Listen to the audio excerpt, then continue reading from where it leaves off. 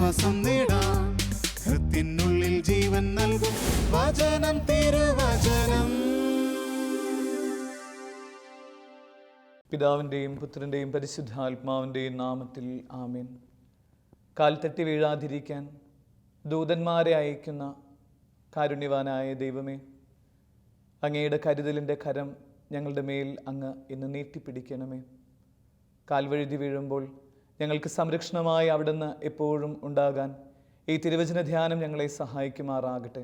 ഇത് കേൾക്കുന്നവരെയും ഈ ശാലോം ശുശ്രൂഷയിലായിരിക്കുന്ന എല്ലാ മക്കളെയും കർത്താവായ മിശിഹായുടെ കൃപയാൽ നിറയ്ക്കുകയും പരിശുദ്ധ മറിയത്തിൻ്റെ മാധ്യസ്ഥത്താൽ ഞങ്ങളെ ഓരോരുത്തരെയും വിശുദ്ധീകരിക്കുകയും ചെയ്യുമാറാകട്ടെ. ആമേൻ. രാജാക്കന്മാരുടെ 1-ാം പുസ്തകത്തിൽ നിന്നുള്ള വായന, അധ്യായം 19, 3 മുതലുള്ള തിരുവചനങ്ങൾ. ഏലിയ ഭയപ്പെട്ട് ജീവരക്ഷാർത്ഥം പലായനം ചെയ്തു. അവൻ യൂദായിലെ ബെർഷെബായിലെത്തി. അവിടെ വെച്ച് ഭൃത്യനെ വിട്ടുപിരിഞ്ഞു. അവിടെ നിന്ന് അവൻ തനിയെ മരുഭൂമിയിലൂടെ ഒരു ദിവസത്തെ വഴി നടന്ന് ഒരു വാടാമുൾ ചെടിയുടെ തണലിലിരുന്നു. അവൻ മരണത്തിനായി പ്രാർത്ഥിച്ചു. കർത്താവേ, മതി, എൻ്റെ പ്രാണനെ സ്വീകരിച്ചാലും ഞാൻ എൻ്റെ പിതാക്കന്മാരെക്കാൾ മെച്ചമല്ല. അവൻ ആ ചെടിയുടെ തണലിൽ കിടന്നുറങ്ങി. കർത്താവിൻ്റെ ദൂതൻ അവനെ തട്ടിയുണർത്തി എഴുന്നേറ്റ് ഭക്ഷിക്കുക എന്ന് പറഞ്ഞു. എഴുന്നേറ്റ് നോക്കിയപ്പോൾ ചുടുകല്ലിൽ ചുട്ടെടുത്ത അപ്പവും ഒരു പാത്രം വെള്ളവും ഇതാ തലയ്ക്കൽ ഇരിക്കുന്നു. അത് കഴിച്ച് അവൻ വീണ്ടും കിടന്നു. കർത്താവിൻ്റെ ദൂതൻ വീണ്ടും അവനെ തട്ടിയുണർത്തി പറഞ്ഞു, എഴുന്നേറ്റ് ഭക്ഷിക്കുക, അല്ലെങ്കിൽ യാത്ര ദുഷ്കരമായിരിക്കും. അവൻ എഴുന്നേറ്റ് ഭക്ഷണപാനീയങ്ങൾ കഴിച്ചു. അതിൻ്റെ ശക്തി കൊണ്ട് 40 രാവും 40 പകലും നടന്നു കർത്താവിൻ്റെ മലയായ ഹോറേബിലെത്തി. മിശിഹായിൽ ഏറ്റവും സ്നേഹം നിറഞ്ഞവരെ, ബാല്യത്തിൽ ഒരുപാട് സമ്മാനങ്ങൾ സ്വന്തമാക്കുന്നവരാണ് നമ്മൾ ഓരോരുത്തരും. പക്ഷെ മുതിരുമ്പോൾ പല ബാല്യത്തിലുണ്ടായിരുന്ന സമ്മാനങ്ങളും നമ്മളിൽ നിന്ന് കൈവിട്ടു പോവുകയും സൂക്ഷിച്ചു വെക്കുന്നതോ ഒന്നുമായിട്ട് നമ്മൾ കാണാറില്ല. പക്ഷേ എൻ്റെ ജീവിതത്തിലുള്ള ഒരു നല്ല സമ്മാനം എന്ന് പറയുന്നത് അതൊരു ഫോട്ടോയാണ്. തൂക്കുപാലത്തിലൂടെ ഒരു കുഞ്ഞുവാവ ഇങ്ങനെ നടന്നു പോകുന്നത്, തൊട്ടുപുറകിലായിട്ട് ഒരു കാവൽമാലാക ഈ തൂക്കുപാലത്തിലൂടെ ഈ കുഞ്ഞിനെ അനുധാവനം ചെയ്യുന്നതൊക്കെ ആയിട്ടുള്ളൊരു ഫോട്ടോ ഇപ്പോഴും എൻ്റെ കയ്യിലുണ്ട്. അത് കാണുമ്പോഴൊക്കെ വല്ലാത്തൊരു ആത്മീയ നിറവും ആരൊക്കെയോ ചേർത്ത് പിടിക്കാനുള്ളതുപോലെയുള്ള ഒരു ശുശ്രൂഷയൊക്കെ ആയിട്ട് ആ ചിത്രം ഇങ്ങനെ മനസ്സിൽ മാറുന്നതായിട്ട് തോന്നുന്നുണ്ട്. പിന്നെ ഈ സുവിശേഷത്തിലൂടെ ഈ പഴയ നിയമ സംഭവങ്ങളിലൂടെ കടന്നു പോകുമ്പോൾ തിരുവചനങ്ങളിലൂടെയും എല്ലാ ജീവിതാവസ്ഥകളിലൂടെയും പറഞ്ഞുകൊണ്ടിരിക്കുന്നത് ഞാൻ നിങ്ങളൊക്കെ ഒരു ദൂതനെ ആഗ്രഹിക്കുന്നുണ്ട് എന്നുള്ളതാണ്. ഒരു ദൂതൻ ഉണ്ടാവുക എന്നുള്ളതാണ് ഒരുപക്ഷെ ജീവിതത്തിൻ്റെ ഏറ്റവും നല്ല അധ്യായം എന്ന് തോന്നുക. ഒരുപക്ഷെ ജീവിതത്തിൻ്റെ തന്നെ ഏറ്റവും മോശപ്പെട്ട ഒരു അനുഭവം എന്ന് പറയുന്നത് കൂടെ ഒരു ദൂതൻ ഇല്ലാതിരിക്കുക എന്നുള്ളതൊക്കെയാണ്. കഴിഞ്ഞ ദിവസം ഒരു ആത്മഹത്യക്കുറിപ്പിൽ വായിച്ചത് ഓർക്കുക. ഒരു നിയമവിദ്യാർത്ഥിയായ ഒരു മോൻ എല്ലാ രീതിയിലും അല്പമൊക്കെ ഉയർന്ന് ചിന്തിക്കുകയും കാര്യങ്ങളൊക്കെ ഭംഗിയായിട്ട് നിർവഹിക്കുകയൊക്കെ ചെയ്ത ഒരു കുട്ടിയാണ്. പെട്ടെന്ന് അവൻ ഈ ജീവിതമൊക്കെ അവസാനിപ്പിച്ച് പോകുമ്പോൾ അവൻ്റെ ആ ആത്മഹത്യക്കുറിപ്പിൽ ഇങ്ങനെ വായിക്കുന്ന ചില വരികൾ ഇങ്ങനെ വല്ലാതെ പൊള്ളിക്കുക. അതിൽ എഴുതി വെച്ചിരിക്കുന്ന വാചകം എങ്ങനെയാണ്? ഈ കത്ത് നിങ്ങളുടെ കയ്യിലെത്തുമ്പോൾ ഒരുപക്ഷെ ഞാൻ ഈ ലോകത്തിൽ ഉണ്ടായിരിക്കുകയില്ല, പക്ഷെ എന്തുകൊണ്ട് മരിച്ചു എന്നൊന്നും നിങ്ങൾ എന്നോട് ചോദിക്കരുത്. അതിന് എൻ്റെ ഒരു സങ്കടം ഇത്രയേ ഉള്ളൂ, എനിക്ക് കൂട്ടു നിൽക്കാനായിട്ട് അല്ലെങ്കിൽ ഒരു ദൂതനില്ല, അതാണ് എൻ്റെ സങ്കടം എന്നൊക്കെ ആ വരികൾക്കിടയിലൂടെ ഇങ്ങനെ വായിച്ചു പോവാം. ആ കുറിപ്പിങ്ങനെ വായിച്ച് അല്പം ഒന്ന് കണ്ണു നിറയുമ്പോൾ മനസ്സിലിങ്ങനെ തോന്നിയ ഒരു കാര്യം എങ്ങനെയാണ്, ഒരു ദൂതൻ ഈ മോൻ്റെ കൂടെ ഉണ്ടായിരുന്നെങ്കിൽ, അല്ലെങ്കിൽ ഇവനെ ഒന്ന് ഹെൽപ്പ് ചെയ്യാനായിട്ട് ആരെങ്കിലും ഉണ്ടായിരുന്നെങ്കിൽ ഒരുപക്ഷെ അവനിന്ന് ഈ സുന്ദരമായ ഈ ലോകത്തിൽ നിന്ന് നമുക്ക് നഷ്ടപ്പെട്ടു പോവായിരുന്നില്ല. എനിക്ക് തോന്നുന്നേ ഈ കാവ്യശില്പങ്ങളും അതല്ലെങ്കിൽ നല്ല സാഹിത്യ സൃഷ്ടികളിലൊക്കെ പങ്കുവെച്ചുകൊണ്ടിരിക്കുന്നത് ഒരു ദൂതൻ്റെ പ്രസൻസിനെ കുറിച്ചൊക്കെയാണ്. അത് ദസ്തോവ്സ്കിയുടെ നോവലാവട്ടെ, ഖലീൽ ജിബ്രാൻ്റെ കവിതകളാവട്ടെ, പെരുമ്പടവത്തിൻ്റെയൊക്കെ നല്ല പുസ്തകങ്ങളാവട്ടെ, ഇതൊക്കെ പറഞ്ഞുകൊണ്ടിരിക്കുന്നത് ഒരു ദൂതൻ്റെ സാന്നിധ്യം കൊണ്ട് ഒരുവൻ്റെ ജീവിതത്തെ ഇങ്ങനെ വല്ലാതെ ഉയർത്തുന്നതിനെ കുറിച്ചൊക്കെയാണ്. അതൊരു ചെറിയൊരു സൂചനയ്ക്ക് ഈ ഒരു നമുക്കൊക്കെ പരിചയമുള്ള പെരുമ്പടവം ശ്രീധരമേനോൻ്റെ ഒരു പുസ്തകം ഒന്ന് വ്യാഖ്യാനിക്കാൻ ആഗ്രഹിക്കുക. അത് ഇത്രയേ ഉള്ളൂ. ദസ്തോവ്സ്കി എന്ന് പറയുന്ന എഴുത്തുകാരൻ്റെ ഒരു ഫൈദോർ ദസ്തോവ്സ്കിയുടെ ജീവിതം ഇങ്ങനെ താറുമാറായി പോവാം. ഒന്നും ചെയ്യാൻ പറ്റാത്ത രീതിയിൽ ഒരു വാക്കുപോലും എഴുതാൻ പറ്റാതിരിക്കുന്ന സമയത്ത് അവൻ്റെ ജീവിതത്തിൽ ഒരു ദൂതികയെ പോലെ ഒരു സ്ത്രീ കടന്നു വരിക. അന്ന എന്ന് പറയുന്ന ഒരു പെൺകുട്ടി ഇങ്ങനെ ഇവൻ്റെ ജീവിതത്തിലേക്ക് കടന്നു വരുമ്പോൾ മാസങ്ങൾക്കുള്ളിൽ, വർഷങ്ങൾക്കുള്ളിൽ ഇദ്ദേഹത്തിൻ്റെ ജീവിതത്തിനൊരു ഓർഡറും ലൈഫ് കുറെ കൂടി പ്രകാശിതമാവുകയൊക്കെ ചെയ്യുക. അത് എഴുതി കഴിയുമ്പോൾ, ഈ പുസ്തകമൊക്കെ എഴുതി കഴിഞ്ഞ ഈ മനുഷ്യനിങ്ങനെ പങ്കുവെക്കായിരുന്നു, കൂടെ നിൽക്കാൻ ഒരു ദൂതനുള്ളപ്പോൾ പിന്നെ ലൈഫ് എന്ന് പറയുന്നത് അത് പ്രകാശത്തിൻ്റെ ഒരു കാഴ്ചയാവുമെന്ന് പറയാം. ഇത്രയൊരു ആമുഖത്തിലൂടെ കടന്നുപോയിട്ട് തിരുവചനത്തിൽ ഇന്ന് നമ്മൾ വായിച്ചു കേട്ട രാജാക്കന്മാരുടെ പുസ്തകം ഒന്ന് ധ്യാനിച്ചെടുക്കാനായിട്ട് നമ്മൾ ആഗ്രഹിക്കുക.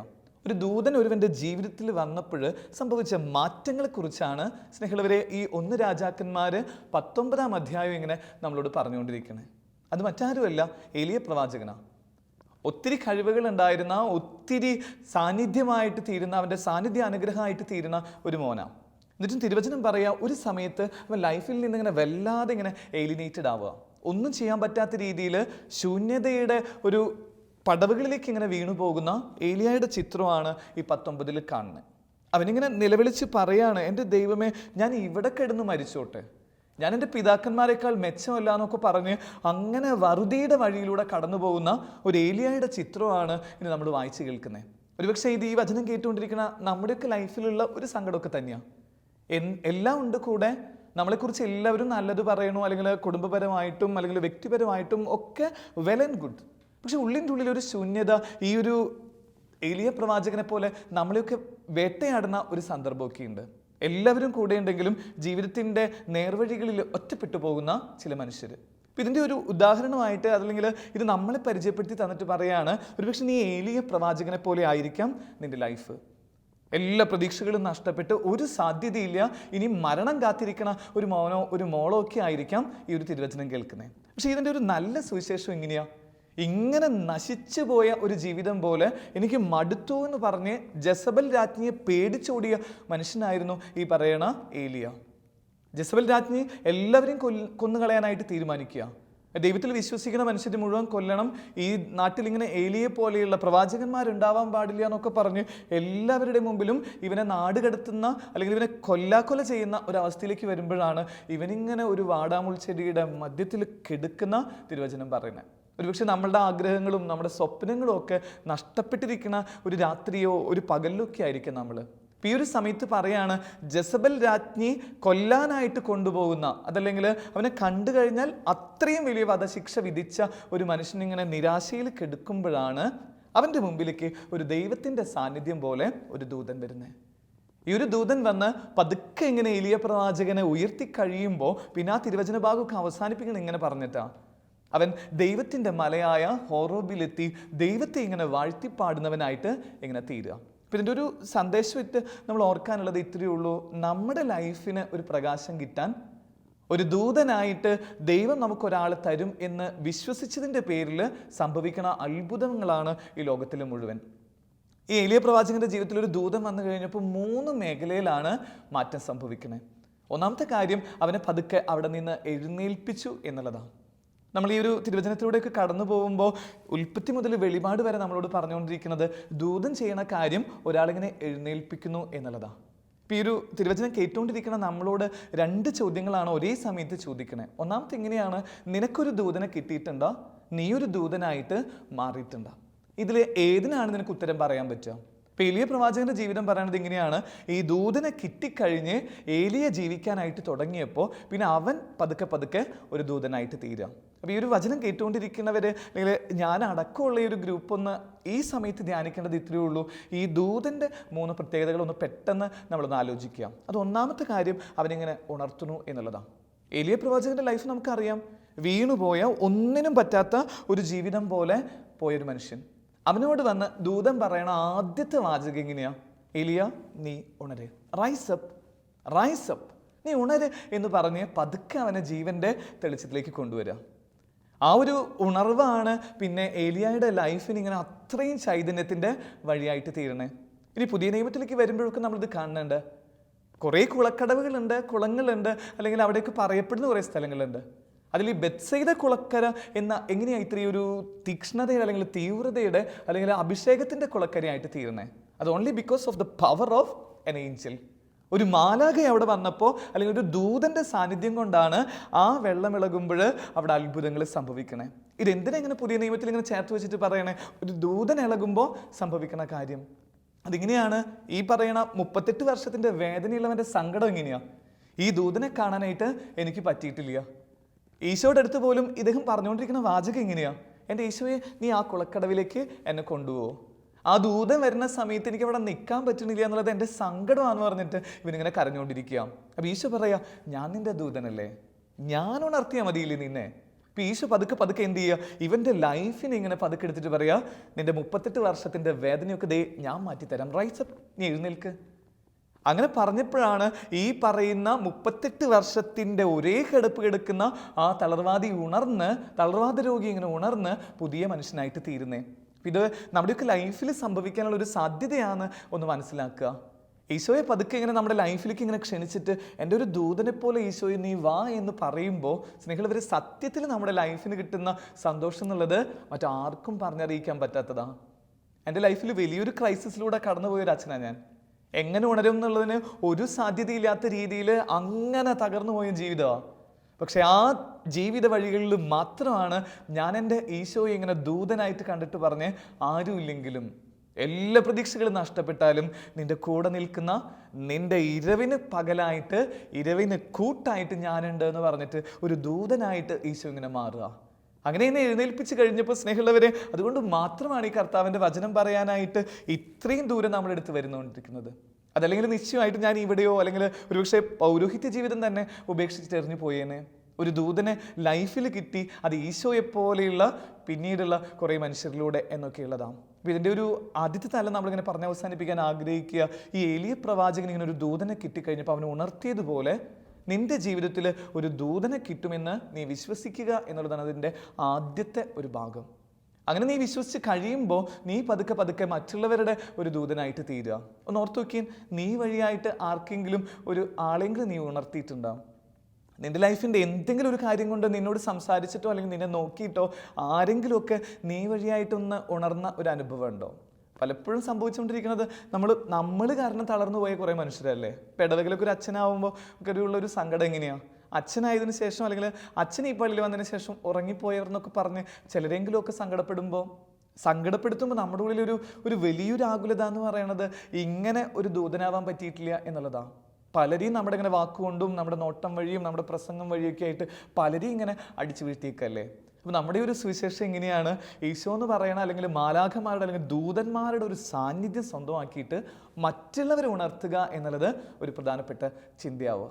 അതുകൊണ്ടാണ് ഈ മദർ തെരേസിനെയൊക്കെ വണങ്ങാനായിട്ട് പോയിക്കൊണ്ടിരിക്കണേ. ഇപ്പോൾ ഭാരതം അല്ലെങ്കിൽ ലോകം മുഴുവൻ ഇങ്ങനെ ഉറ്റുനോക്കിക്കൊണ്ടിരിക്കുന്നത് ഫ്രാൻസിസ് മാർപ്പാപ്പയുടെ നാവിൻ്റെ തുമ്പിൽ നിന്ന് മദർ തെരേസേനെ ഇങ്ങനെ ഉയർത്താൻ ആഗ്രഹിക്കുക. ദൈവത്തിൻ്റെ സ്വരം പോലെയായിട്ട് പറയുക, ഇനി അൾത്താരയിൽ വണങ്ങുന്ന പെൺകുട്ടിയായിട്ട് ഈ പാവപ്പെട്ട ചുക്കിച്ചുളിഞ്ഞ മുഖമുള്ള ഈ കന്യാസ്ത്രീനെ എടുത്ത് ഉയർത്തുക. എന്താ കാര്യം? അത് ദൂതൻ്റെ സാന്നിധ്യം ഈ അമ്മ അനുഭവിച്ചു. പിന്നീട് പതുക്കെ കൽക്കട്ടയുടെ തെരുവിൽ ഒരു ദൂതികയെ പോലെ അമ്മ ഇങ്ങനെ നടന്നു പോവാം. അതുകൊണ്ടല്ലേ എല്ലാ റാലികളും നടന്നു പോകുന്ന സ്ഥലം ഇവിടെ. ഏത് ഗവൺമെൻറ്റിൻ്റെ ആവട്ടെ, അതിൽ എത്ര വലിയ നേതാക്കന്മാർ പോയാലും അത് അവർ സ്റ്റോപ്പ് ചെയ്യണതാണ്, എക്സെപ്റ്റ് മദർ തെരേസ. അമ്മ ആ വഴിയിലൂടെ പോകുന്നുണ്ടെങ്കിൽ അവരത് സ്റ്റോപ്പ് ചെയ്യും. എന്നിട്ട് പറയും, അമ്മ കടന്നു പോയിട്ട് മതി ഞങ്ങളുടെ റാലി എന്നുള്ളത്. അതെന്താ അങ്ങനെ പറയണേന്ന് ചോദിക്കുമ്പോൾ പറയണ വചനം എങ്ങനെയാണ്, അല്ലെങ്കിൽ ആ നാട്ടുകാർ പറയണ കാര്യം എങ്ങനെയാണ്? ഈ അമ്മ ഒരു ദേവതയെപ്പോലെ, ഒരു ദൂതികയെപ്പോലെ ഞങ്ങളുടെ ഇടയിൽ ഞങ്ങളെ ഉണർത്തിക്കൊണ്ടിരിക്കുക. അല്ല, ആർക്ക് സ്നേഹമുള്ളവരിങ്ങനെ ഈ ഇത്രയും വേദനയുള്ള വ്രണം നിറഞ്ഞ പുഴുക്കളരിച്ചിരിക്കുന്ന ഈ കുഞ്ഞുവാവകളൊക്കെ എടുത്തു വരാൻ പറ്റുക? ഓർക്കായിരുന്നു 1981 83 കാലത്തിലാണ് തൃശ്ശൂർ അമ്മ വന്നിട്ടുള്ളത്. ഈ അമ്മ വന്നു കഴിഞ്ഞിട്ട് പറയണ പിറ്റേ ദിവസത്തെ എല്ലാ പത്രമാധ്യമങ്ങളിലെയും വാർത്ത എന്ന് പറയണത് ഈ അമ്മ പറഞ്ഞ ചില വാക്കുകളാണ്. അമ്മ പറഞ്ഞത് ഇങ്ങനെയാ, ഈ മക്കളെ നിങ്ങൾ നശിപ്പിച്ച് കളയരുത്, അവർ വീണു പോവാണെങ്കിൽ നിങ്ങൾ എൻ്റെ കയ്യിൽ താ. ഈ മക്കൾ ആർക്കും വേണ്ടാത്ത മക്കൾ ഇനി ലോകത്തിലുണ്ടാവരുത്, ഞാൻ അവരെ എടുത്തോളാം. ഇതാ സ്നേഹമുള്ളവര് ദൂതൻ്റെ ഒരു ചൈതന്യം, ഞാൻ എടുത്തോളാം. ചിലപ്പോൾ ഒരു പക്ഷെ പ്രശ്നങ്ങളുടെ പ്രശ്നങ്ങളായിരിക്കാം ലൈഫിൽ, പക്ഷെ നിന്നോട് ഈ തിരുവചനം പറയണത് അല്ലെങ്കിൽ ഈ അമ്മയെ പോലെയുള്ള മദർ തെരേസയെ പോലെയുള്ള വിശുദ്ധര് പറഞ്ഞുകൊണ്ടിരിക്കുന്ന കാര്യം എങ്ങനെയാണ്? നീ ഒരു ദൂതികയായിട്ട് തീരണം. ചെറിയ ജീവിതമല്ലേ, 65, 70, 80 വയസ്സുള്ള ജീവിതം ഇത്. ഏതോ ചിത്രത്തിലൊക്കെ പറഞ്ഞ പോലെ ഇത് ഇത്ര വലിയ കേസ് കേട്ടുള്ള കാര്യമൊന്നുമല്ല. 36,000 ദിവസമൊക്കെയാണ് ഏറ്റവും മാക്സിമം നമ്മൾ ജീവിക്കാൻ പോണേ. അതിൽ നമ്മൾ ഉറങ്ങിയും അല്ലെങ്കിൽ വാർദ്ധക്യത്തിൻ്റെയും ബാല്യത്തിൻ്റെയും ഒക്കെ ആയിട്ട് പോയിട്ട് നിസാര മണിക്കൂറുകൾ നമ്മുടെ കയ്യിലുള്ളവരാ. എന്നിട്ട് നമ്മളിങ്ങനെ ഇതിലൊന്നും ബന്ധമില്ലാതെ ആരെ ഉണർത്താതെയും അല്ലെങ്കിൽ ആർക്കും ഒരു മോഡലാവാതെയും ഒക്കെ എത്ര നാളങ്ങനെ ജീവിച്ചുകൊണ്ടിരിക്കുക? എത്രയൊക്കെ വചനങ്ങളും എത്ര കാര്യങ്ങളും കേട്ടവരാ നമ്മൾ. പിന്നെ നമ്മുടെ ഉള്ളിൻ്റെ ഉള്ളിൽ ഈ ഒരു തീവ്രതയുണ്ടോ, ഒരു തീക്ഷ്ണതയിലേക്ക് നമുക്കിങ്ങനെ വരിക എന്നുള്ളതാണ്. ഞാനൊരു ദൂതനാണെന്നുള്ള ഒരു ബോധ്യത്തിൽ ഈ വചനം കേട്ടുകൊണ്ടിരിക്കുന്ന നിങ്ങളും പറഞ്ഞുകൊണ്ടിരിക്കുന്ന ഞാനും ഇന്ന് ചിന്തിക്കാൻ ആഗ്രഹിക്കുന്ന കാര്യം എങ്ങനെയാണ്? ഞാനൊരു ദൂതനാണ്. ഞാൻ വഴിയായിട്ട് ഇനി മുതൽ ആരും ഇങ്ങനെ വഴിയരികിൽ വീണെടുക്കില്ല. ഈശോനെ കുറിച്ചുള്ളൊരു വലിയൊരു സന്തോഷം ഇങ്ങനെ പുള്ളിക്കാരൻ പോണ വഴികളെ കുറിച്ചുള്ളൊരു സ്ക്രിപ്റ്റ് എടുത്താൽ അത് നല്ലതാണ്, ഒരു സ്കെച്ച് എടുത്താൽ നല്ലതാണ്. സാധാരണ ഗുരുക്കന്മാരൊക്കെ ഇങ്ങനെ ആ പാലസ്തീനയിലേക്ക് അല്ലെങ്കിൽ വലിയ വലിയ സ്ഥലങ്ങളിലേക്ക് മാത്രം പോകുമ്പോൾ സെബുലോൺ നഫ്താലി എന്ന് പറയുന്ന തീരദേശങ്ങളിലേക്ക് അല്ലെങ്കിൽ ആരും ശ്രദ്ധിക്കാത്ത മാർജിനലൈസ്ഡ് ആയിട്ടുള്ള സ്ഥലത്തേക്കൊക്കെയാണ് നമ്മുടെ യേശുമിശിഹ പോയിക്കൊണ്ടിരിക്കണേ. എന്തുകൊണ്ട് അങ്ങനെ പോണേ? അറിയാം, മറ്റുള്ളവർക്കൊക്കെ വലിയ വലിയ സ്ഥലങ്ങൾ അങ്ങനെയുള്ള വഴികളിലൂടെ പോയി കഴിഞ്ഞാൽ അവർക്ക് വേണ്ട കാര്യങ്ങൾ ചെയ്യാം. പക്ഷെ വീണ് കിടക്കുന്നവരെ ഉണർത്താനായിട്ട് ഈശോ കാര്യത്തിലൂടെ പോകണം. അതുകൊണ്ടൊക്കെ പാലസ്തീനയിലൂടെ അല്ലെങ്കിൽ ആ തെരുവിലൂടെ അതല്ലെങ്കിൽ ആരും ഇഷ്ടമില്ലാത്ത വഴികളിലൂടെയൊക്കെ പുള്ളിക്കാരൻ ഒത്തിരി സമയം പോയിരുന്നു, അവരെയൊക്കെ ഇങ്ങനെ ചേർത്ത് പിടിച്ചിരുന്നു എന്ന് പറയണേ. അതുകൊണ്ട് തന്നെയാണ് ഈശോയെക്കുറിച്ചുള്ളൊരു മറ്റുള്ളവർ പറഞ്ഞുകൊണ്ടിരിക്കുന്ന വലിയ കമൻ്റ് എന്താ? ഇവൻ്റെ പാപികളുടെയും ചുങ്കക്കാരുടെയും ഒക്കെ കൂടെ നടക്കണം എന്നുള്ളതാണ്. സാധാരണ റബ്ബിമാരൊന്നും അങ്ങനെ നടക്കില്ല. ഓൺലി ക്രിസ്തു മാത്രം അങ്ങനെ ചെയ്യണ. അവരുടെ കൂടെ ഇങ്ങനെ നടന്ന് ഈ പറയുന്ന ഗണികകളുടെയും അല്ലെങ്കിൽ മീൻ്റെ മണമുള്ള ഈ സാധാരണ ചെറുപ്പക്കാരുടെയും അല്ലെങ്കിൽ ഈ ടാക്സ് കളക്ടേഴ്സിൻ്റെ ഒക്കെ കൂടെ ഇങ്ങനെ നടന്നിട്ട് പറയുക, ഇവരെയൊക്കെ അവനിങ്ങനെ ഉയർത്തുക. അങ്ങനെ ആ സക്യൂസിനൊക്കെ ഒന്ന് ഓർത്ത നല്ലതാ. സക്യൂസിനൊക്കെ സാധാരണഗതിയിൽ ഒരു ഗുരുവും ഇഷ്ടപ്പെടില്ല. കാരണം അവൻ്റെ സ്വഭാവ രീതിയും അല്ലെങ്കിൽ അവൻ നാട്ടിൽ ചെയ്തുകൊണ്ടിരിക്കുന്ന കാര്യങ്ങളും. പക്ഷേ ഈശോയ്ക്കറിയാം അവൻ വീണ് കിടക്കുന്നവനാണ്. അവനൊരു ദൂതനില്ലാത്തതിൻ്റെ സങ്കടത്തിലൂടെയാണ് അവൻ ആ സിക്കമൂർ മരത്തിൻ്റെ മുകളിലിരുന്ന് ഇലകൾ ഇങ്ങനെ ചീന്തിക്കൊണ്ടിരിക്കണേ എന്നുള്ളത് ഈശോയ്ക്കറിയാം. അതുകൊണ്ട് ഈശോ പറയണേ, വാ എൻ്റെ കൂടെ, ഞാൻ നിൻ്റെ കൂടെ ദൂതനായിട്ട് വരാമെന്ന് പറഞ്ഞിട്ട് ഈശോ ഇങ്ങനെ വിളിച്ചു കൊണ്ടുവന്ന് അവൻ്റെ വീട്ടിൽ നിർത്തിയിട്ട് പറയുക, ഇന്ന് മുതൽ നീ നിൻ്റെ കുടുംബം രക്ഷപ്പെടാൻ പോവാ. ഇനി ഈ ഭവനത്തിന് രക്ഷ എന്ന് പറയണതിൻ്റെ അർത്ഥം എന്താ? നിന്നെ ഞാൻ ഉണർത്തി എന്നല്ലാതെ മറ്റൊരു കാര്യവുമില്ല. അപ്പം അങ്ങനെയാണെങ്കിൽ ഈ ഒരു തിരുവചനത്തിൻ്റെ ആദ്യത്തെ ഭാഗം ഇങ്ങനെ പതുക്കെ എലിയ പ്രവാചകനെ കർത്താവായ മിശിഹ പിതാവായ ദൈവം ഇങ്ങനെ ഉണർത്തിയതുപോലെ നിന്നെ ഉണർത്താൻ ഒരു ദൂതന് വേണ്ടിയിട്ട് നീ പ്രാർത്ഥിക്കണം എന്നുള്ളതാണ്. മുതലിങ്ങനെ പതുക്കെ ഒരു ദൂതൻ്റെ ദൗത്യം നീ ഏറ്റെടുക്കുക എന്നുള്ളത്. ഇതിൻ്റെ രണ്ടാമത്തെ സുവിശേഷം ഇങ്ങനെയാണ്. ഈ ദൂതൻ കൊടുക്കുന്ന രണ്ടാമത്തെ കാര്യം എന്നുള്ളത് ഒരുവൻ്റെ ജീവിതത്തിൻ്റെ വിശപ്പ് മാറ്റുക എന്നുള്ളതാണ്. നമ്മുടെയൊക്കെ ലോകം അനുഭവിച്ചുകൊണ്ടിരിക്കുന്നത് പല രീതിയിലുള്ള വിശപ്പല്ലേ. എന്തിനെക്കുറിച്ച് നമ്മളൊരു സംതൃപ്തനായിട്ടുള്ളത്? എല്ലാത്തിനെയും കുറിച്ച് വയറ് വിശന്നിരിക്കുന്നവർ, ആത്മീയമായിട്ട് വിശപ്പുള്ളവർ, ഇതിനൊക്കെയുള്ളൊരു മേഖലയാണ്. അപ്പോൾ ഈ സമയത്താണ് ദൂതൻ പ്രത്യക്ഷപ്പെട്ട് ഈ പറയണ ഏലിയാൻ്റെ അടുത്ത് പറയണ കാര്യം എങ്ങനെയാ? എഴുന്നേൽക്ക്, നീ ഭക്ഷിക്ക്. ഇത് അതിൻ്റെ ഒരു നല്ല വാചകം എങ്ങനെയാ? ഞാൻ അപ്പം നിനക്ക് വേണ്ടിയിട്ട് ഈ ചുടുകല്ലിൽ വെച്ചിട്ടുണ്ട്. ഇനി വീണ്ടും ഈ പഴയ നിയമത്തിൻ്റെ ഓർമ്മ ഏലിയ പ്രവാചകൻ്റെ ശരിക്കും മറ്റൊരു മുഖം ക്രിസ്തുവിൽ കാണുന്നത്. അതിങ്ങനെയല്ലേ? അവനാ ഈശോ മരിച്ചതിൻ്റെ വേദനയിൽ ശിഷ്യന്മാരൊക്കെ പഴയ തൊഴിലൊക്കെ പോയിട്ട് മീൻ പിടിക്കാനൊക്കെ അങ്ങനെ നടന്നുകൊണ്ടിരിക്കുക. ഉള്ളിൻ്റെ ഉള്ളിൽ വലിയ കനലിരിക്കുക അവരുടെ.